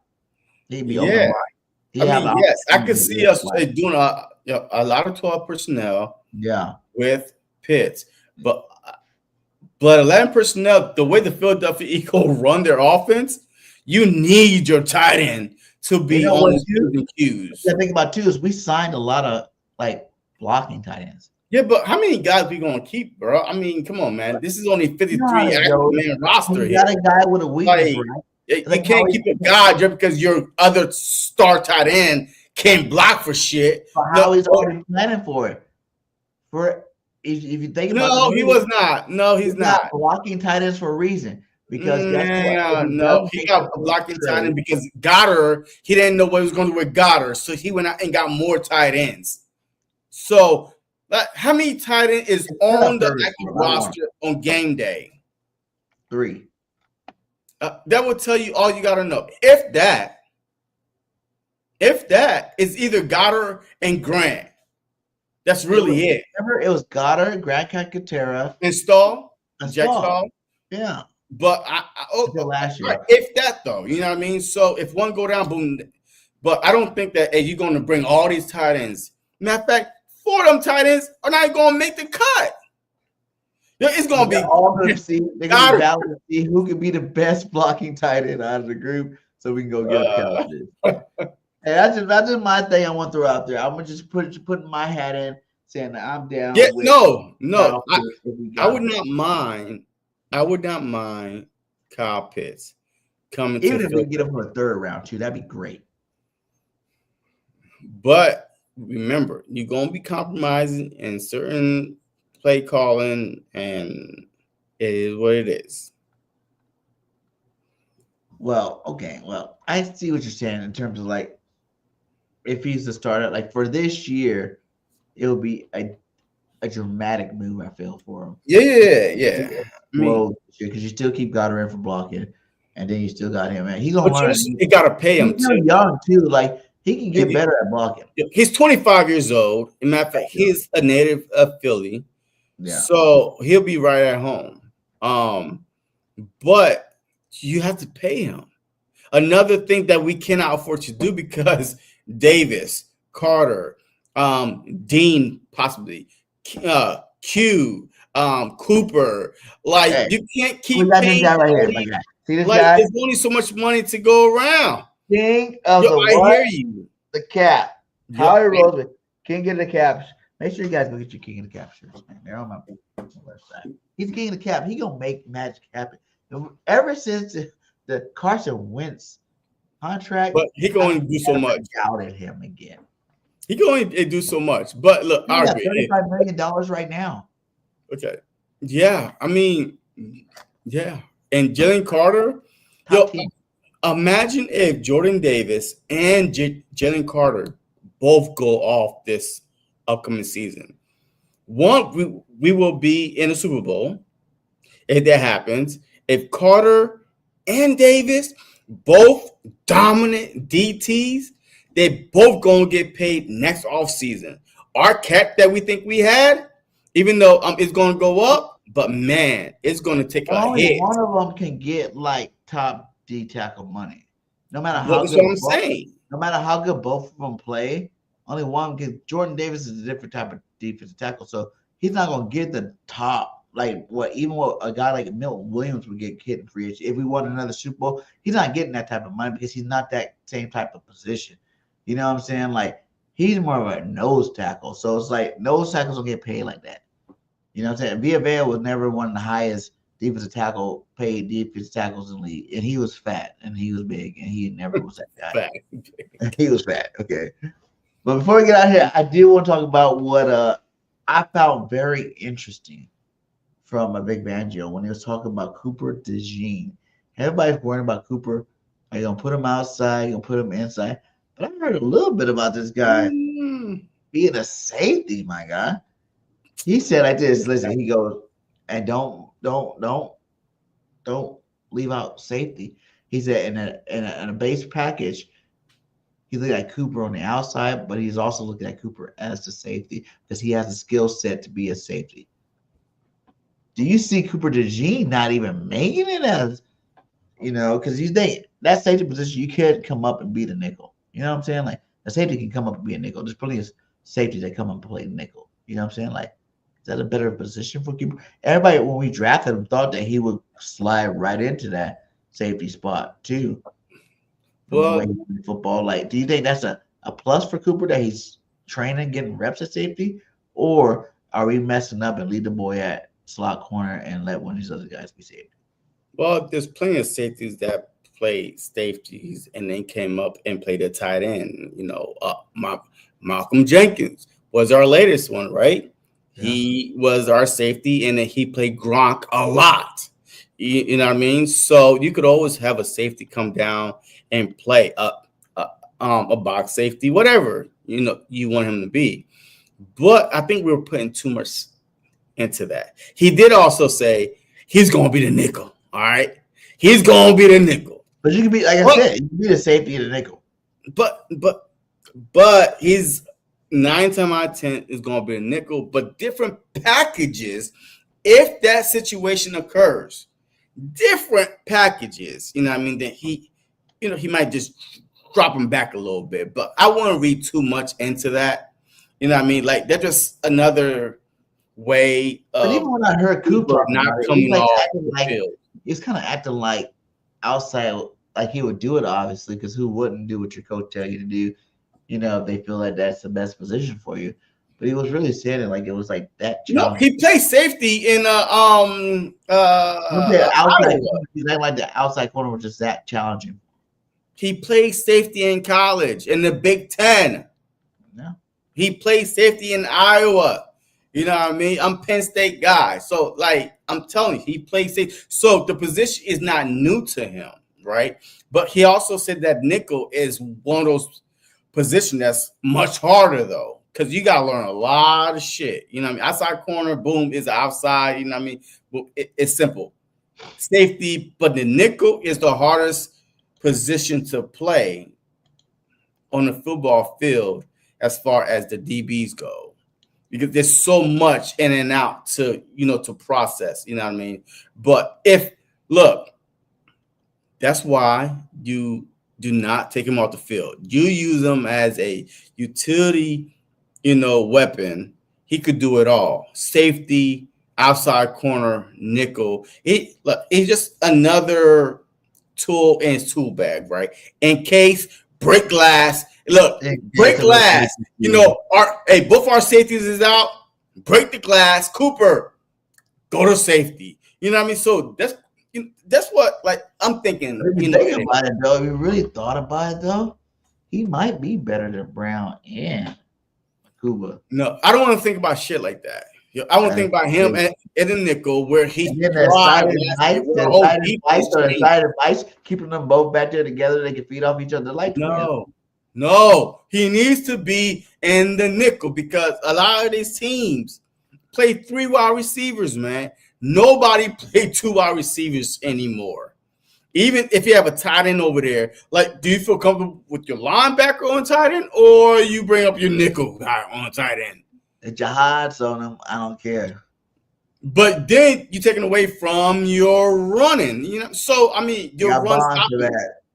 Okay, all right. How do you feel about adding Gilmore for depth? Why? For who? Where? Who? What? When? Where? How? For what? Like, if he totally doesn't want to play football.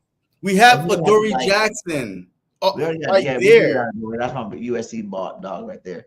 We have Adoree Jackson. You have to know that he's not going to play. He's here to be a mentor.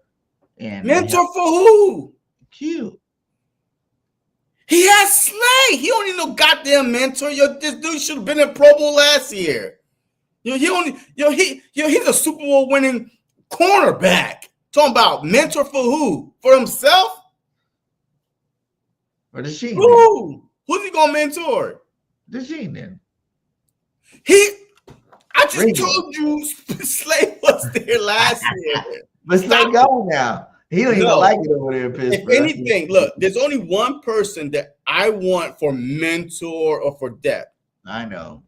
Justin Simmons. Okay. Yo, That's the only guy Justin that Simmons. JC wants to see on the team right now. Justin Simmons is the Justin only additional free agent I want to see on the Philadelphia Eagles. I'm telling you, Philadelphia Eagle fans, if the Eagles get Justin Simmons, we are celebrating our third Lombardi trophy. We're doing that regardless. I'm telling you, because that would be that our secondary. You can't run on us. You can't throw on us. I mean, what are you going to do? Just give up before the game even gets started. Just give up and say, no mas. I'm done. Because our game plan is shit. We can't run because Carter, Davis, Campbell, Dean, Bond, all stuff in the run. We can't throw because the nickel, Cooper Dejean, Q, and we can't throw on the outside. Rango, by the way, USC, freaking Adoree Jackson out there, all these, and then you got Simmons, Makuba, Blankenship, Brown. You can't run, you can't throw. So I'm telling you right now, we get Simmons. But that's the only reason why I think they're not going to get Justin, because you got Makuba and Brown, and now you're talking about Dejean being back there. That's too many people, man. They're not going to do it. Well, mentor. Hey, we need a mentor for Makuba. Why not get Justin Simmons to mentor Makuba? BG, mentor. Like, you quick to say mentor with, our DB, you trying to get Gilmore, 80-year-old Gilmore, to mentor who? I don't know. At least Makuba is young. Makuba never played in NFL before. And Sidney Brown, to me, he's not experienced enough to be saying, hey, Makuba. As a matter of fact, time out real quick. Vic Fangio said something real spicy today about your boy, Sidney Brown. They asked him, hey, does Sidney Brown have a leg up because he was in the system last year? And Vic say, hell no. He missed all last year. Like, he didn't get the reps in training camp. None of that. So it's basically like him going into his first year in this system with Makuba. It's an open competition. So, if we thought that Sidney Brown was the guy, think again. If he cannot get the lingo that Vic Fangio want and Makuba gets it, he will be our starting safety based on what Vic Fangio said today. Yes, he came in, and played late October, and whatever it was, but he missed all those reps. So he didn't get all the first team reps that, CJ was getting, that Reed was getting. Like, during the week, he was getting backup reps, just, barely on the field. So this is a real open safety competition, according to Vic Fangio. And look, he said it himself. What are y'all talking about? What advantage does he have? I mean, he missed all last year, all last offseason, training camp, because he got hurt. So, hey, watch out. And he said, who are you most excited of seeing this year in Philly? I'm going to have to go with. You most excited to see play? Jordan Davis really has been my guy. Like, I feel like he's going to put it all together. We've seen him at the end of last year really put it together. They say he's in the best shape of his life, and I know they say that every offseason, but every offseason, that means he's getting closer and closer to being that guy. We see him get a couple of sacks last year at the end there. I really feel like this is his year. He understands that he's a first-round pick. The other guys like Carter and Nolan Smith have really shown that they are living up to that first-round standard. He don't want to be the guy from the Georgia Bulldogs that's not living up to the standard. I think Jordan Davis really has a monster year this year. I'm saying a monster year for Jordan Davis is do what you do in a run game like you always do. Stop that run, but you also add in another good 7 or 8 sacks this year. Okay. Hey, look, I'm going to go with corner, Rango. I'm excited to see Keely Rango play. There is no next year. this is it. There's no fifth-year option.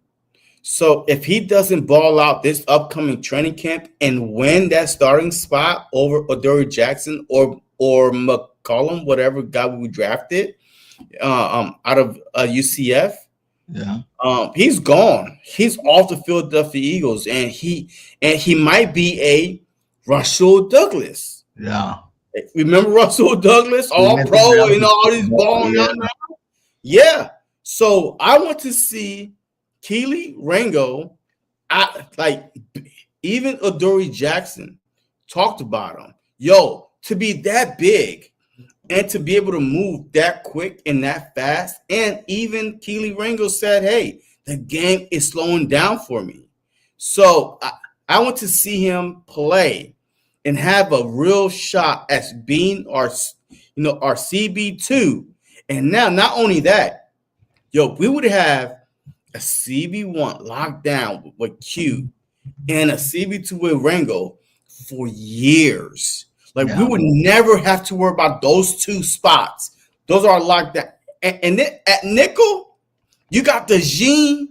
Yo, get rid of cornerbacks. We got our threesome for the next 5 to 10 years, right? We would not have to worry about, oh my God, who's our CB2? Who's our Vontae Maddox? None of that. Those three will be set. And now all you got to worry about is what the defensive line, interior, if he was going to get paid, stuff like that. So Kelee Ringo, man, I'm excited to see him. And I'm really, really, really hoping he wins that competition. I know people want Ramsey. I don't care about Ramsey out there, man, because he lost a step. And then him and Vic don't even get along anyway. Yeah. So, no, don't mess up the chemistry. Give the young guys a chance. If you're going to get any old guys, Justin Simmons. All right, let's get out of here, man. We're at 136. Hit that like, hit that subscribe wherever you're at. But before we get out of here, one more thing, man. I seen Gilly on the Exciting Mike's podcast. I'm really starting to like that podcast with those guys over there with Cooper DeJean and Reed Blankenship. But they were asking, what were your 3 favorite moments in Philadelphia? That's what he said. What's your top 3 moments all time as an Eagles fan? Dejean Jackson running the punt back on the New York Giants. Yeah. That was unbelievable. Without a doubt, man. Cooper DeJean in the Super Bowl getting that interception, man. When you got the interception, it was okay, they might not have a shot today. And I got to say, without a doubt, Brandon Graham strip sacking Tom Brady to seal that first Super Bowl, man. Dang, it's hard for me to think of 3 more better. Any moment that was better than those 3, man. Dang, that Deshaun Jackson one, that will go down as lifer. You will remember where you were that day. I remember that I was with a Giants fan that day. He was so confident the Giants were winning that football game. It was all over, and D-Jack took that to the crib. After fumbling it too, you're like, whoa, whoa, whoa, whoa, whoa.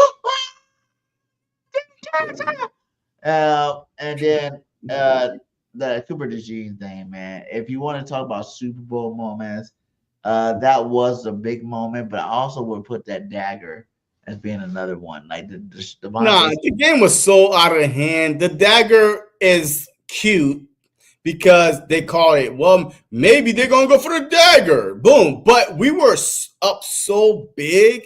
The game wasn't never in question. Okay. But the Brandon Graham sack, we needed that sack. The Cooper DeJean put us by 17, right? You know what I mean? Because, hey, they could have went down a field goal, anything, make it a 1-score game. But the Cooper DeJean opened that door up by 17, and then Zach Bond, and then boom, boom, boom. And then, to come the way Deshaun Jackson, we was down. I think it was 6 minutes left. Yeah. Down for 3-4 touchdowns. And then slowly just chipped away. And then don't kick it to Deshaun Jackson. Tom Coughlin, on the sideline. Hey, I told you not to kick it to him. Yeah. I remember those it was yesterday, literally yesterday. But I don't know. I would say those are probably my 3 favorite too, though. Yeah. Because the only other thing I really like the Philly special too, even though that's another when they did that play, I wasn't expecting it, and when they did it, I was like, oh, we're gonna win this game, baby, we're gonna win this game after the Philly special. But that's be like that probably be one, unless you want to go like old school non-championship type things. Nah, I don't want to go that far. You want to go like the Randall Cunningham when he got hit. Nah, around Gumby. I didn't see it. I didn't see it. I love seeing that one. I can't tell you anything I didn't see, so I didn't see it. The dagger was a nail in the coffin for sure, but definitely a nail in the coffin. Yeah, but all those three either won us the game or played a big instrumental role in winning the game. Yeah. Like that Cooper Dejean, that pick 6, we was only up 10-0. The Brandon Graham fumble. Like, yo, that fumble. That was huge. Yo, even though that didn't seal the game, but that still gave us, to go down, waste clock number 1. Because we could not stop the Patriots at all in that second half. It was boom, boom, boom, boom, boom, boom, boom, boom, boom. Yeah. And then to get that strip sack, and then to give Jake Elliott an opportunity to put 3 more points on the board. I mean, that was like basically like sealed game. And then the Deshaun Jackson, like to take it to the house, boom, no overtime needed, just go. Like, so those 3 right there played a big role. The dagger was cute, but we was blowing them out already, right? And we was, and then like 24-0, like probably 27-0. Like the backs was getting blown out already. And then the dagger was like, yeah, but it wasn't like, oh my God, without that, we probably would not won the game. You know what I mean? Yeah. So compared to those 3. I get it. So I'll see. The Nick Foles one. Hold on. Hey, the Nick Foles one, the only reason why that would be number 4 for me, because that told the Patriots, we're not here to F around. Because the year before, the Falcons, 28-3, whatever that score was, the Falcons played scared. And Doug Peterson, Nick Foles, our first Super Bowl championship, they went out. They got that win. So that will be number 4 for me. Before halftime, too, nobody expected it. You playing against the GOAT of coaches. Oh, just be timid. Nah. And they ran the play different to that, and Brady dropped it. Yeah, but that was the original dagger, because that told the Patriots, boys, hey, we better wake the hell up or we about to lose. And they did lose, but that right there set the tone moving forward. We're not here to bullshit with y'all, man. Yeah, that was for sure, man. So, hey, man, it's a great show. Much love to you. We definitely will be back. Hopefully some good news come out. Maybe I'll get my pal picks trade and before next Tuesday. That'd be awesome.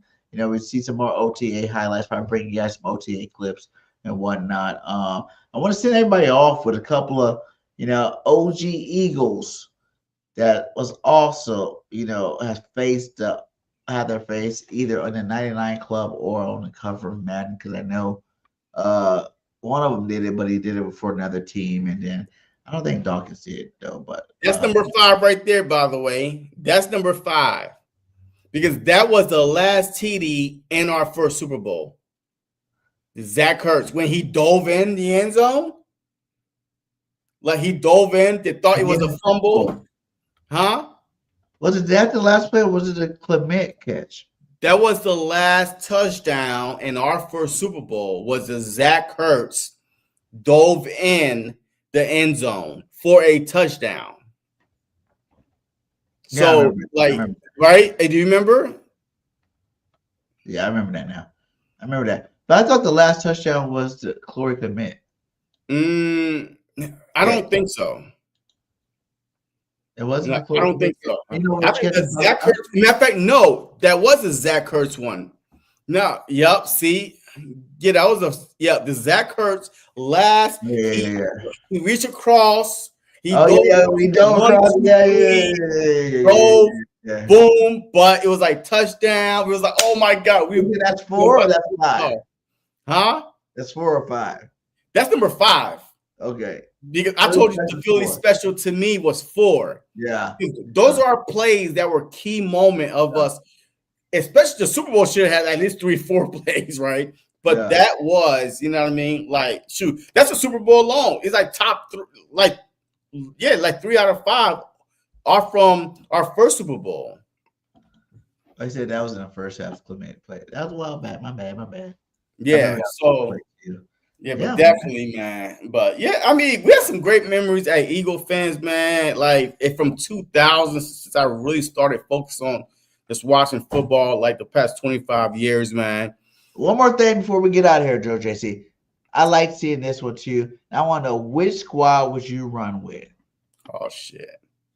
Here we go. Oh damn! You got take it off. Oh, stop. Okay. LaShawn McCoy, Jalen Hurts, Terrell Owens, Westbrook, Vic, and AJ Brown. Byron Westbrook, Michael Vick, and AJ Brown, and then LaShawn McCoy. Let me hear yours first. LaShawn. Wait, I thought there was one on here with No, that's it. No, those are the 3 that I saw today. Saquon Barkley. Yeah, he is the first one. Duh. The top one. Oh, yeah, I'm looking at the wrong thing. Okay, yeah. So Saquon, Donovan, Deshaun Jackson, LaShawn, Jalen, T.O., Westbrook, Vic, AJ. So let me tell you mine's first. All right. He said, Texas Eagle said 2 or 3. 2 or 3. Okay. Well, first of all, I'm picking neither of those. You gotta pick one. I'm going with 1. I'm going with either of those 2. Yeah. I'm picking Barkley, McNabb, and T.O. Y'all are forgetting. Wait, Barkley, McNabb, and Deshaun Jackson. Yeah, Deshaun Jackson. Yeah, but y'all forgetting how electrified Donovan McNabb was. Him, Vic, and Cunningham were the 3 most electrified quarterback at that same exact time. But the most successful one was Donovan McNabb.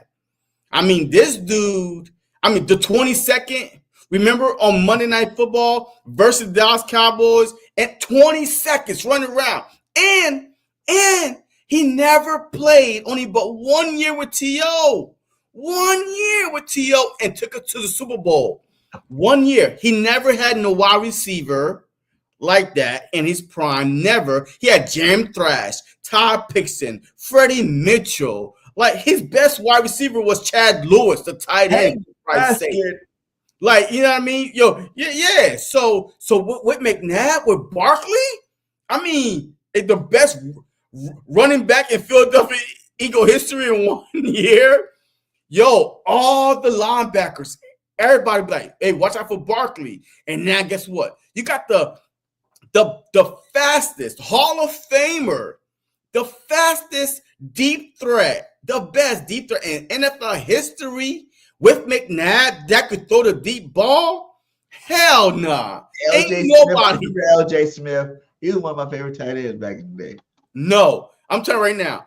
Barkley, McNabb, and Deshaun Jackson all day. All right answers. Let's just start with that. Because I would love to have seen any of these combinations together. But as the homer, my boy Jay Hurts being the number 1 quarterback in the league, you give Jay Hurts, Shady McCoy, who's arguably just as good as Saquon Barkley. You know what I'm saying? T.O., who was the first A.J. Brown on our team. T.O., who was Hall of Famer, hands down one of the best receivers ever to play the damn game. And LaShawn McCoy, Shady McCoy, cut on the stop on a dime, cut on a dime.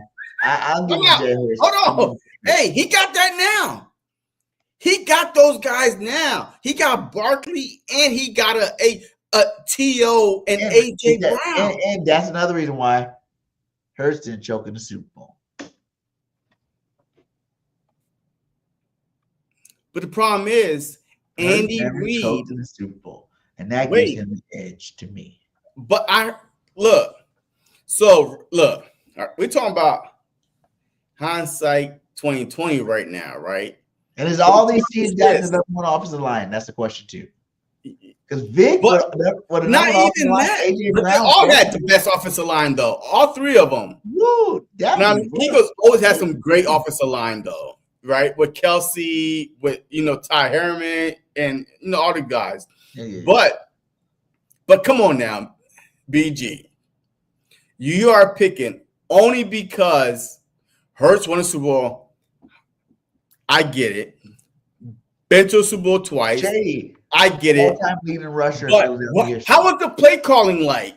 Because Andy Reid was so stubborn until he went to Kansas City. That's when we all was like, oh my God, why didn't he did that when he was in Philly? Yeah, he gave it the play calling. That's why. Like the play calling plays a big factor because McNabb was asked to throw so freaking much. We were screaming, run the ball when Andy Reid was there with McNabb. If Andy Reid had McNabb and a Saquon Barkley, he would have ran the football. No, he wouldn't. No, he would not. He had it for like freaking 11, 12 years in Philly. He had a Westbrook. He had a T.O., right? Andy Reid is a West Coast offense, throw. At least the guys that we with now, they rely on Jalen Hurts' strength. Run, throw sometimes, hit the ball off. So, but McNabb was asked to do so much with so little. I don't know no other quarterback in that era. They had a Jam Trash, a Todd Pixton, a Freddie Mitchell. Hank Basket, baby. Hank Basket. And Greg Lewis. Those are your. Basket had a hot wife. I remember that. Wait, look, it's like having a Jalen Reagor, a JJ Arcega-Whiteside. Yes. Shoot. Damn. And who else? And a whole bunch of practice squad wide receiver. With Hurst and Shady would be nasty. But a Shady is not better than Barkley. Hey, we can't say that because we already seen it with RPO. We are seeing it live with Hurst. I love you, Shady, but you're not Barkley.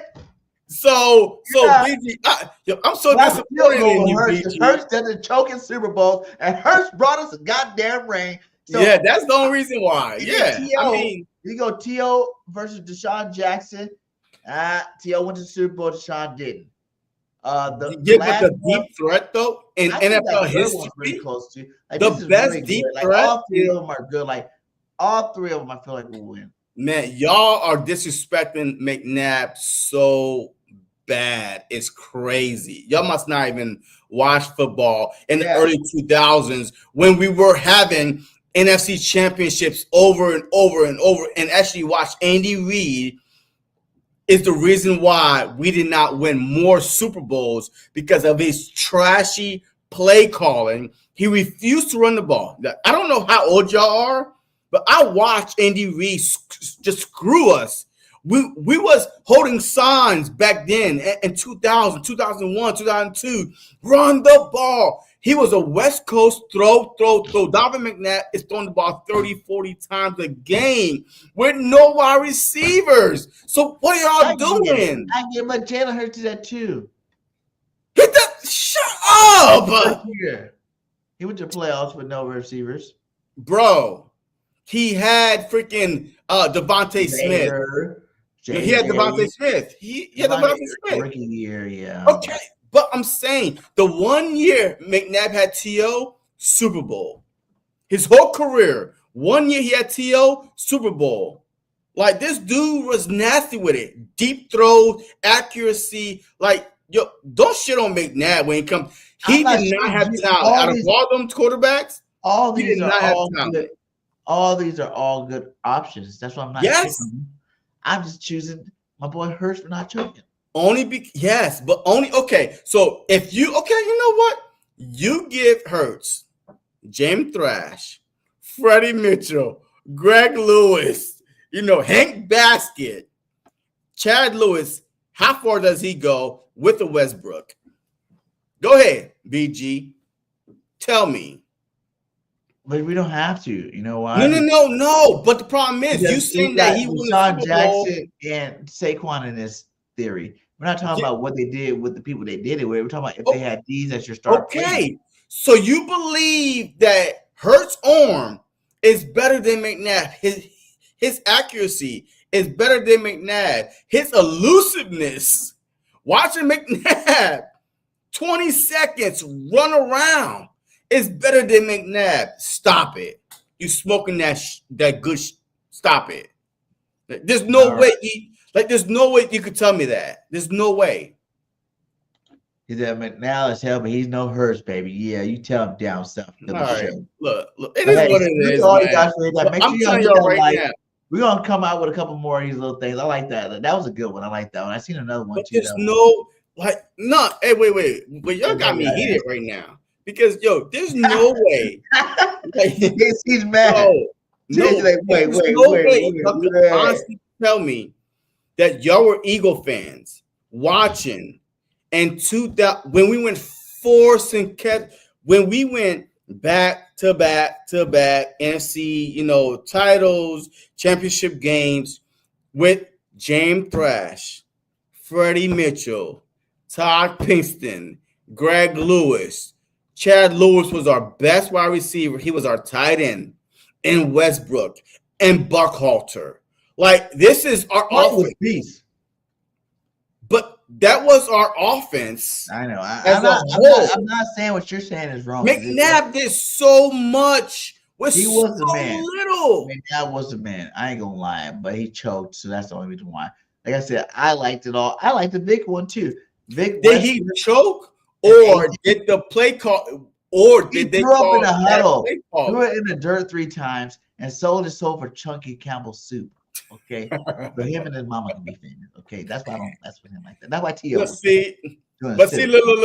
Look, and when I guarantee you, if McNabb had a Barkley and a Deshaun Jackson, he would have won.